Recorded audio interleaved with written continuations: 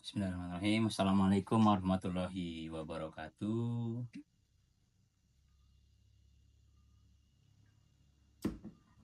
Selamat pagi, selamat siang, dan selamat malam bagi teman-teman Al Khair TV yang budiman.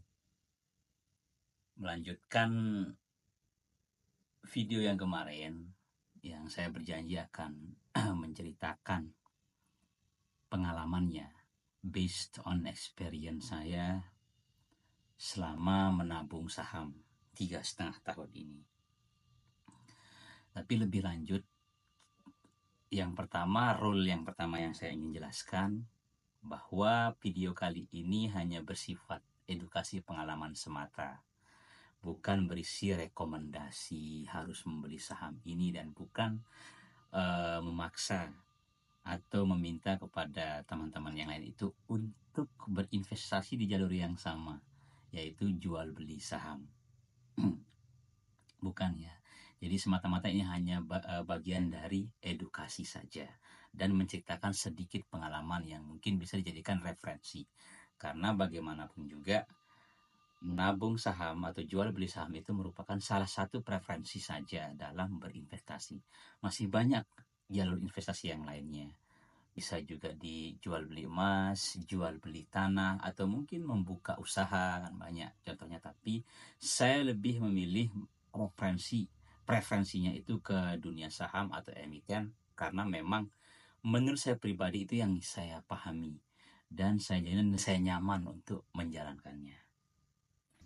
Yang kedua yang saya ingin jelaskan bahwa kami bertiga kemarin, saya, Mas Fian, sama Mas Deno, Koko Deno, kumpul. Memang biasanya kami membahas saham ini dari chatting biasa via WhatsApp kayak gitu loh. Bahkan mungkin hanya kumpul sekali sebulan saja. Untuk apa? Untuk berdiskusi dan bertukar pengalaman, bertukar referensi, terutama kenapa mengambil saham ini, kenapa mengambil saham itu, tapi secara individu ya. Dan di channel ini saya tidak akan menjelaskan, sekali lagi saya tidak akan menjelaskan secara detail atau merekomendasikan saham apa yang harus dibeli, karena mungkin itu nanti bersifat private aja di komunitas tersebut. Itu pun juga untuk saling menjaga saja, menjaga terutama dalam hal psikologis. Karena bagaimanapun juga berinvestasi di saham itu hal yang paling fundamental yang harus Anda siapkan adalah psikologis keuangan Anda sendiri. Itu yang paling penting. Dan juga kami bertiga itu pun benar-benar based on experience. Gurunya ya Mas otodidak. Kami belajar otodidak. Terutama saya pribadi, mungkin karena saya ini anehnya itu saya agak jarang membaca. Bukan malas ya, agak kesulitan dalam membaca, bertahan untuk membaca panjang itu. Walaupun kebalikannya saya suka menulis sesuatu itu panjang lebar tinggi, tapi dalam hal membaca saya kurang. Saya lebih suka yang lebih ke arah audiovisual, nonton channel YouTube, bagaimana masuk atau terjun ke dalam Bursa Efek Indonesia atau pasar modal. Itu yang paling penting. Selanjutnya, pada tanggal 2 Januari kemarin tahun 2025, Ibu Menteri Keuangan kita, Ibu Sri Mulyani, membuka perdagangan hari pertama di Bursa Efek Indonesia atau di pasar modal. Ada statement beliau yang menarik bagi saya ya, bahwa Bursa Efek Indonesia atau pasar modal ini, jual beli saham ini akan dimasukkan ke dalam kurikulum pendidikan sekolah dasar.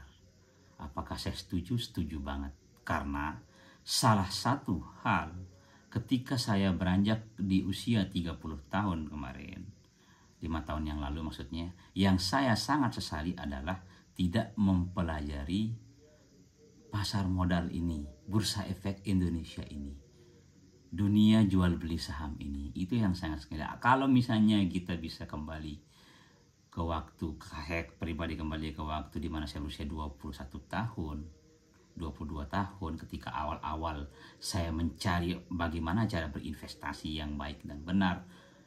Mungkin kalau saya mengenal dunia saham ini di usia seperti itu, saya pasti akan berkecimpung. Karena memang kemudahan, murah juga harganya, dan memang yang sekarang saya rasakan ya. Dan juga memang waktu itu kan memang arus informasinya itu masih terbatas. pasar modal juga belum bisa kita gunakan atau belum bisa kita aplikasikan melalui aplikasi-aplikasi yang memang sudah ada sekarang dan mempermudah jual beli saham. Masih agak ribet lah aturannya waktu itu, dan juga jumlah orang yang berkecimpung di dunia pasar modal itu mungkin di 2011 atau 2012, 10 tahun yang lalu, masih sedikit sekali, masih di bawah 300 ribuan. Karena yang saya tahu informasi dari Bursa Efek Indonesia, mulai COVID, mulai dia 1 juta ke atas orang yang masuk ke dalam Bursa Efek Indonesia. Kalau sekarang yang pantauan terakhir mungkin sudah sampai 10 juta orang, itu pun masih 0,5% dari jumlah penduduk yang ada di Indonesia. Selanjutnya pada satu setengah bulan yang lalu, Bapak Presiden kita, Bapak Prabowo Subianto, menggemparkan para stock bidder. Stock bidder itu istilah sebutan bagi orang-orang yang mungkin berkecimpung di dunia emiten, dijual beli saham tapi menggunakan aplikasi Stockbit. Beliau berpesan bahwa saham itu tidak cocok untuk masyarakat kecil dan menengah. Karena apa? Karena biasanya mereka kalah dengan bandar. Apakah saya menyetujui pesan moral beliau tersebut? Benar, setuju sekali. Karena bagaimanapun juga saham itu tidak bisa kita jadikan alat untuk main-main. Jadi bermain saham dengan menabung saham itu tentu akan berbeda. Bermain itu lebih ke arah judi kesannya, karena gambling, karena tebak-tebakan kapan dia harus naik, kapan dia akan turun, itu based on perasaannya aja. Jadi main perasaan semua itu.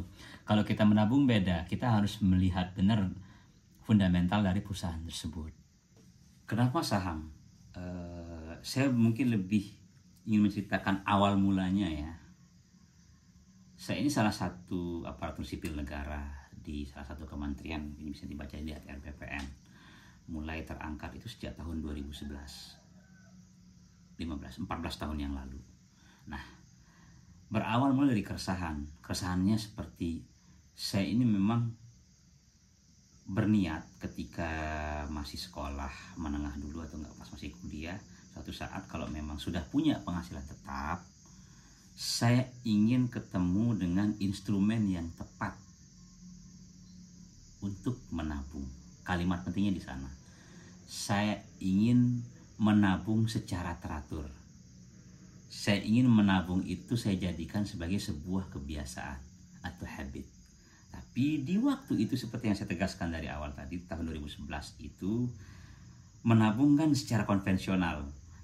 Yang saya kenal ya waktu itu menabung di celengan, menabung di bank, atau misalnya dia terpisah antara buku rekening yang satu dengan tabungan yang khusus tabungan dengan yang lain, atau enggak deposito. Tapi kan kalau kita mau masuk ke deposito syaratnya itu minimal harus punya dana sekian.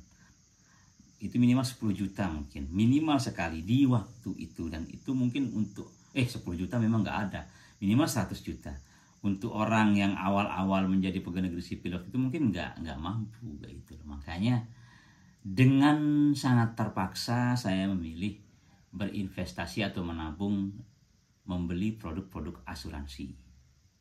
Ini kesalahan yang pertama. Saya membeli produk asuransi yang saya sendiri tidak kenal, tidak tahu apa manfaat dari asuransi tersebut. Artinya edukasi dan literasi saya kurang. Asal tanda tangan, asal tidak membaca akte perjanjiannya, tanda tangan karena memang diiming-imingi oleh marketingnya bahwa dari tahun pertama sampai tahun kelima mungkin Bapak akan kehilangan akan lebih terporsir untuk ke produk asuransinya nanti di tahun ke-6 sampai ke-10 mulai dia menabung untuk investasinya. Kayak pembagian tahun pertama menabung 80% tabungan kita itu untuk dialihkan ke produk asuransinya. Tahun kedua itu 60%, 40%, 20%, dan sampai nanti di tahun ke-6 sampai tahun ke-10 itu akan full untuk tabungan, dengan ada juga bunga yang kita dapatkan lah istilahnya waktu itu sebesar sekian persen. Jadi kalau dihitung-hitung akan mendapatkan sekian. Nah itu awalnya saya memang ingin menjadikan nabung itu kebiasaan, walaupun penghasilan juga kita bisa masih bilang pas-pasan, berkecukupan, bukan pas-pasan. Ya karena kan waktu itu saya masih belum menikah di antara 2011 sampai 2015 tersebut. Itu sih awal dari kenapa perjalanannya, kenapa sampai akhirnya ketemu dengan saham ini.